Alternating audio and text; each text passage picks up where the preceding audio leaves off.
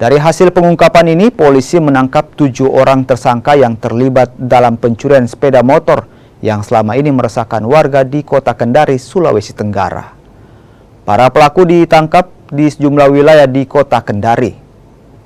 Pelaku mengaku melakukan aksi pencurian terhadap sepeda motor yang diparkir di sembarang tempat tanpa kunci pengaman. Sepeda motor hasil curian kemudian dijual melalui media sosial. Polisi kini masih mengejar 1 tersangka lagi. Evakuasi ya, alhamdulillah berhasil kami amankan 24 kendaraan dari 7 orang tersangka ya, atas nama inisial Y, kemudian inisial A, inisial I, inisial AT, inisial AP, inisial B, dan inisial AF. Dari